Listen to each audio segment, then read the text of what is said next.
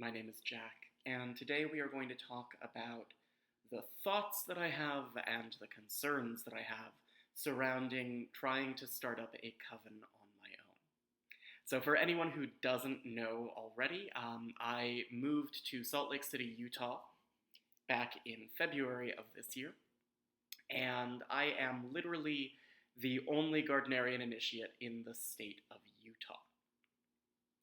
So I have been working on trying to get a coven up and running here. I have a small handful of seekers. They seem lovely.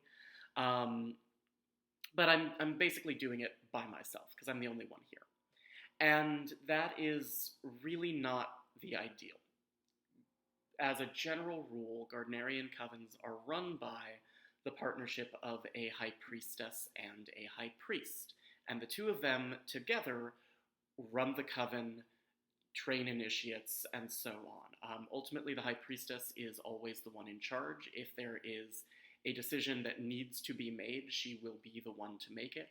Different covens have different levels of hierarchy, so some covens are very autocratic. Some covens are more or less democracies where the high priestess serves as the tiebreaker vote. It really just depends on the dynamic of the individual coven. But broadly speaking, covens have a high priestess and a high priest. And it's a really important part of Wicca that covens are run in partnership. Covens are run together. Covens are groups of people. They are communities. That's kind of essential to what traditional Wiccan covens are about.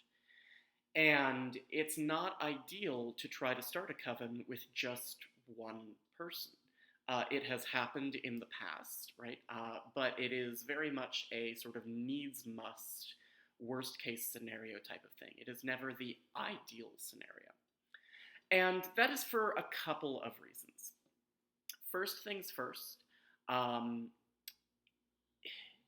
it's harder for everyone involved.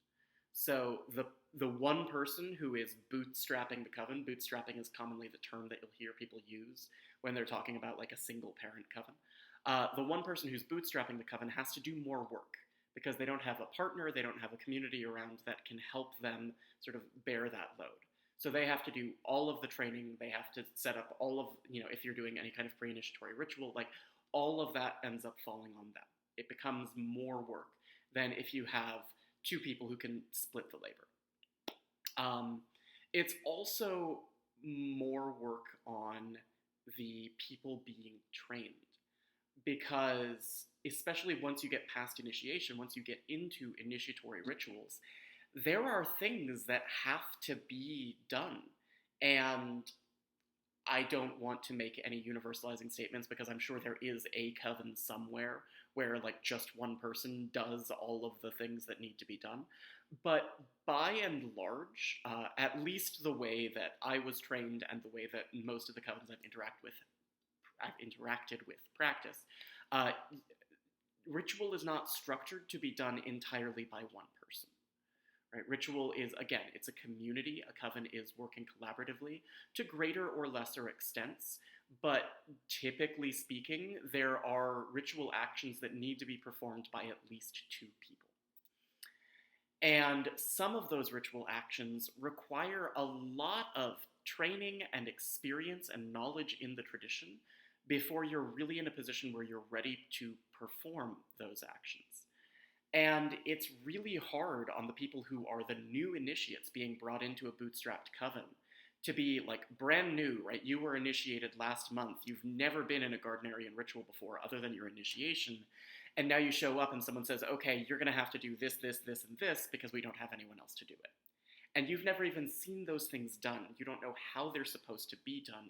You don't know energetically how that's supposed to feel, how that's supposed to flow. And you're kind of just thrust into a situation where you're expected to do it anyway. And that's hard. And it's really unfair, actually, I think, to the people who are being put in that position. It's unfair to them that they don't get to have kind of the typical traditional experience of going through a period of training, watching other people do things first, getting comfortable, getting familiar with the tradition, building their confidence, and then slowly trying things one piece at a time. That's the way that it should be. That's the fair way to train people up in the tradition. And when you have a bootstrapped coven, just by necessity, because there are things to be done and there aren't enough experienced people to do them, people who are brand new end up getting fast tracked and have to take on more than they are ready for the sake of the ritual. And, there are better and worse ways to do that. There are ways to do that that kind of minimizes the impact on the new people, and cushions that fall as much as possible. But you are still asking more of people than they're ready for, because you're asking things of people right out of the gate that normally it would take people years of training for them to be in a position that they were ready, willing, and able to do. So that's just it's more work for them, and it's, I think, unfair to the people who are being asked to do that. The other big reason that a bootstrapped coven is kind of an emergency situation rather than something that we treat as the norm is that it's really healthy for coven members to receive a variety of perspectives on things. It's really healthy for coven members to have at least two people who are authority figures within their coven that they can go to and talk to about things and get different perspectives. Because even if the high priestess and the high priest of a coven were trained in the same parent coven, they are different individuals. They have their own experiences, they have their own perspectives on the craft, and it's good for new initiates to encounter people with different experiences and different perspectives and see kind of the ways that the craft can be different. Like the way that two people participating in the same ritual can have very different experiences of that same ritual. In my parent coven, my high priestess and my high priest were trained in different covens, and in some cases were trained in very different ways. And having that diversity of perspectives from very early on helped me to see the ways in which there was flexibility in the tradition, the ways in which we could all kind of be showing up and doing the same thing and still be having our own personal experiences of it. And the fact that my high priestess and my high priest had different experiences and perspectives from each other gave me room to develop my own. And I think that is extraordinarily valuable and sometimes underrated. And that's not to say that that can't happen in a bootstrapped coven, right? I think that solo coven leaders work very hard to give their initiates room for those individualized, personalized experience. But it is harder when the only experienced initiate in your coven, the only person that you have as an immediate point of contact, has just the one perspective, which is theirs.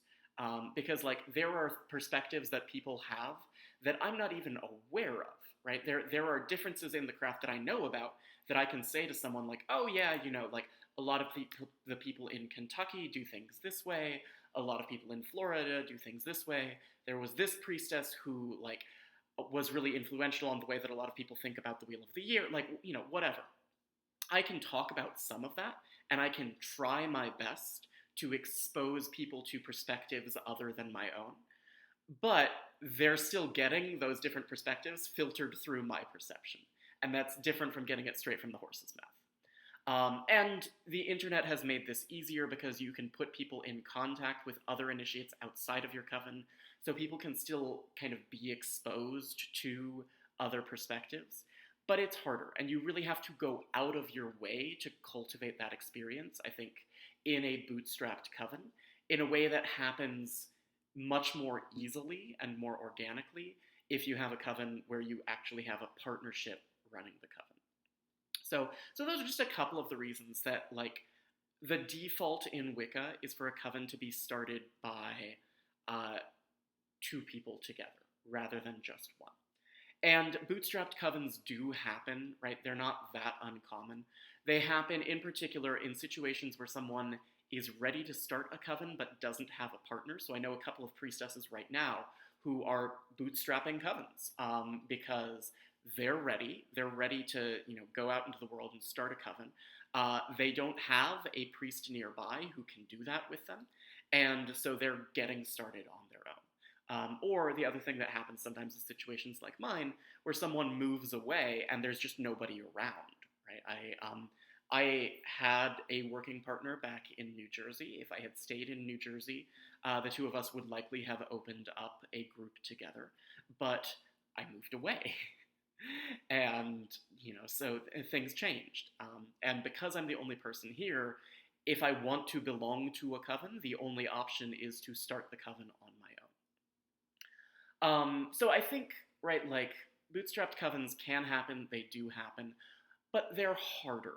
Doing everything is harder than doing it with a partner that you can sort of talk to, work with, lean on, share the labor, and also sort of take the burden off of your initiates, because inevitably, if you are trying to do a coven with just one experienced initiate, what has to happen is that the brand new people are given more work than you would ideally want to give them.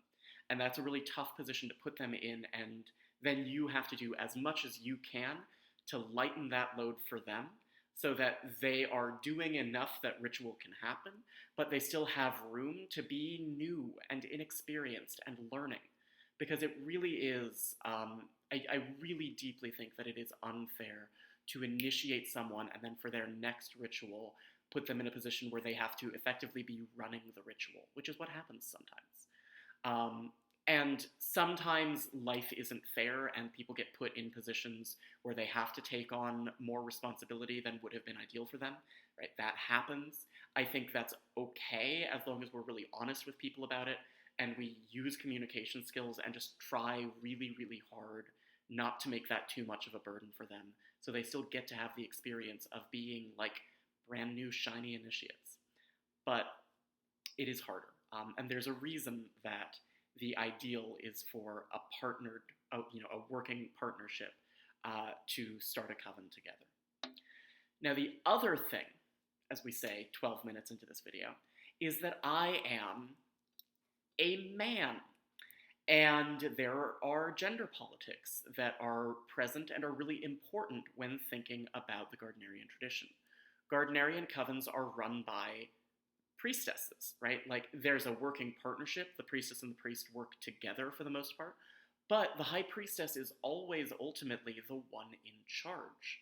And that matters to me, right? Like, as much as I think that, I talk a lot about how gender roles in the craft are socially constructed and how I think they are more a matter of politics than a matter of like the inherent magic of, particular sexed bodies. I do fundamentally think that there is no magical act in Gardnerian ritual that has to be performed by a person of a particular gender or sex for like innate essential magical reasons and not for political reasons.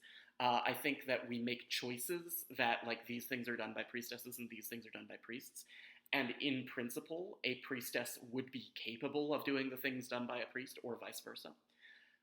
But I think when people hear me say that, sometimes they think that I mean that, like, the gender roles in the craft, like, shouldn't exist or don't matter, or, like, I want to throw out the whole rule book. And actually, that's not my perspective. I think that gender roles in the craft are very important. I just think that they're a matter of, like, gender and the way that we are constructing our communities and our small group politics around gender, right? I think that Wicca is fundamentally a feminist religion. Wicca is a religion that puts women in positions of power and that rejects patriarchal structures of power in the way that it is organized.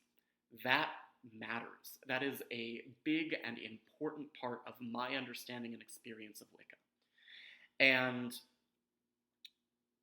there is, there's cause for pause when you see a man positioning himself as the head of a coven.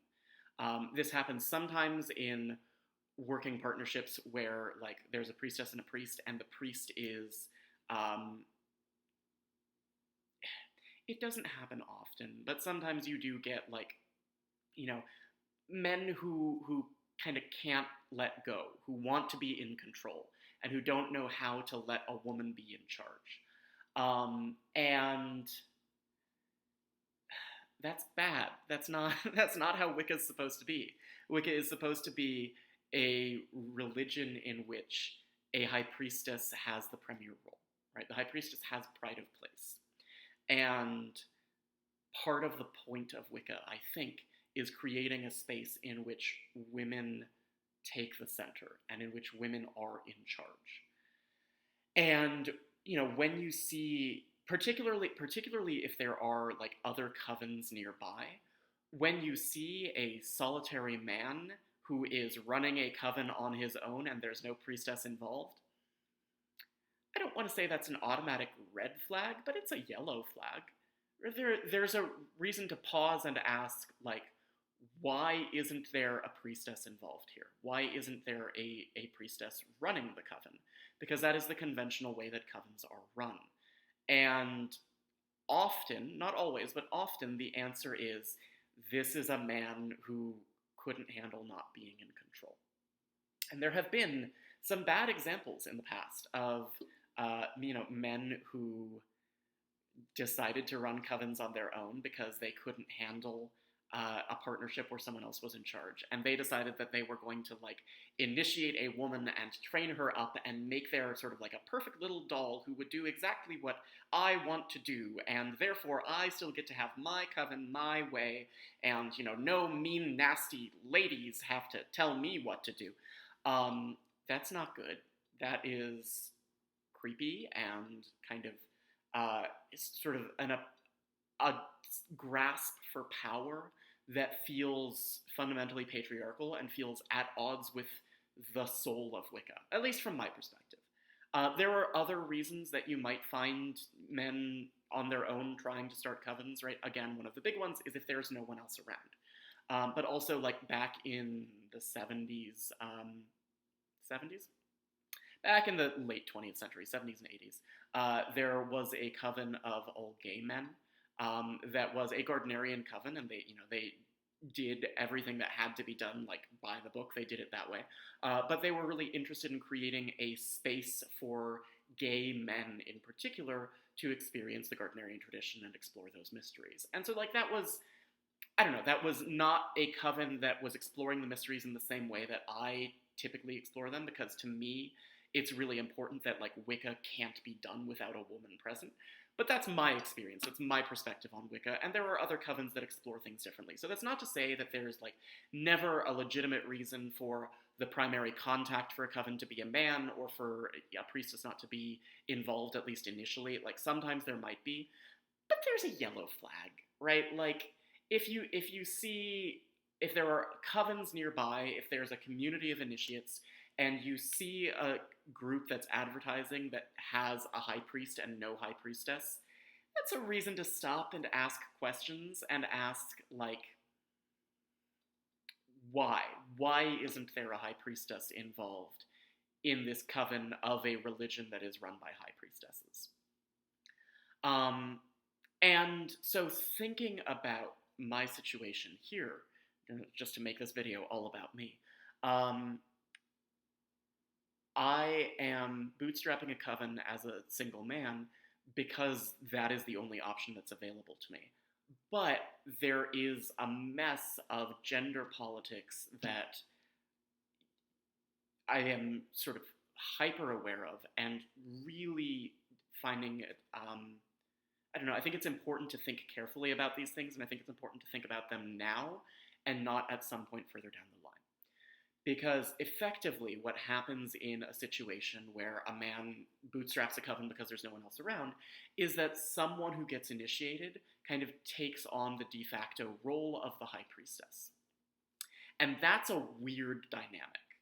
Because on the one hand, ritually, the new person who is kind of acting as the high priestess is doing a lot of things that are the role of the high priestess, right? That person takes on a lot of ritual responsibilities within the coven. But at the same time, that person still doesn't know the tradition, they're brand new to the tradition, and they're not in a position where they're able to make informed choices about how ritual should be done, about how the coven should be organized, about who should be initiated or how training should be done, because they don't have any experience of the tradition, so they don't know those things. So you have someone who is brand new to the tradition, who is performing ritual actions that normally only the person who's in charge is doing, and who doesn't know enough about the tradition, isn't familiar enough with the tradition to properly be in charge or to make decisions. And so you have this weird dynamic of like the initiator, the person bootstrapping, the single parent, is still making a lot of the decisions, but you have someone who's kind of standing in ritually and taking on the role of the leader, even though they're not the one who's making the main decisions for the coven. And of course, the goal in this situation is for that new person, once she's able, once she knows enough in the tradition, has enough experience, is skilled and competent and, adequately empowered to take over as the high priestess and take on the full responsibilities of the coven. So you are like training someone up to be a leader and then to take over from you. And that's a weird, weird dynamic. The analogy that I make sometimes when I'm talking about this is that it's kind of like being the regent to a child monarch, right? Like, officially, the throne is yours, but you are not yet in a position where you are able to make the decisions that come along with the throne because you don't know enough, right? Like, the throne is yours, you are the ruler, but also you don't know what taxes are yet, so you can't make decisions about fiscal and monetary policy. And so as the regent, as kind of the bootstrapping high priest, you're in a position where you are temporarily making decisions in the coven and trying to teach someone as much as possible so that they can then take over from you and make the decisions for themselves. And that's weird. It's just a weird dynamic. And the problem, of course, is that in monarchies, as in bootstrapped covens, the people who are holding that position of regent often get a taste of being the one to make decisions and really like it and don't want to let go of it. And so that's where you get situations where someone either like doesn't really hand over the reins, like kind of tries to install a puppet monarch or high priestess, and tries to like keep pulling the strings from behind the scenes so that they really get to be the one making decisions, which is bad and creepy and pseudo-abusive, and just like that's a power dynamic that we don't want to introduce into our covens, right? That is not a healthy dynamic. That is not something that we want for our religious and magical communities. But it happens sometimes, and I think it's just a thing that you have to be really conscious about and really attentive to in order to prevent it from happening. Because fundamentally, right, like, everyone likes having things their way. I don't think that's a controversial statement. We all like having things our way. And when you are bootstrapping a coven, you're in a position where, at least early on, you are the only one who is qualified to make decisions, and therefore every decision goes the way that you want it to go. And to initiate someone and train someone up to the point that they are qualified to take on the role of a high priestess, and then have you step aside and trust that you've trained this person properly, and she knows enough that she can run a coven appropriately, in line with the tradition, knows how to run a coven, is competent and has the power to do that. For you to then step aside and let her make decisions and realize that she's going to make decisions that are different from the decisions that you would make, and that you have to have the humility to initiate someone, train someone, show them all the ways that you like things done, and then accept that they're going to but like they're going to step into a position of power and start doing things their own way. And you're going to go back to being in a coven where you have to compromise and you have to accept the ways that other people like to do things, even if those are different from your own preferences. It takes a lot of humility. It takes a lot of humility. And frankly, I think it takes more humility than most of us have, at least more than most of us have, without really working at it. So as I'm sort of in this position, this very early on position where like I have a handful of seekers, no one is ready for initiation, no one is going to be ready for initiation anytime soon, don't even know for sure, which people will stick around or if anyone's going to stick around.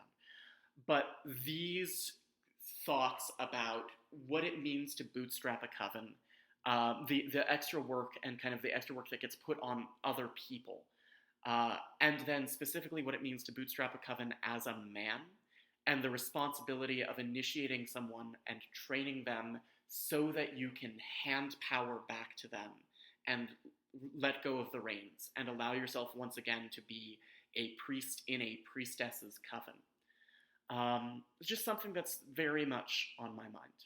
So, yeah, I don't know. And right, like, people are messy and flawed, and we all do our best, and then we screw up, and then we deal with having screwed up, and that's just kind of the cycle. But these are things that I'm trying really hard to be attentive to in bootstrapping a coven here, because it has gone wrong with groups in the past. I've seen it go wrong with groups in the past. And I don't want that to be what happens here. I really want to sort of open the door and allow a coven to come through, but allow it to develop into what a coven should be, rather than like, the little cult of personality of Jack Chanek, where, he becomes the domineering figure and makes everything go exactly his way and like quashes any, woman who dares to try to take on a position of authority in this feminist goddess-worshipping witch cult. So, I don't know. Those are my thoughts for today. I'll wrap it up here. I try to keep videos under half an hour.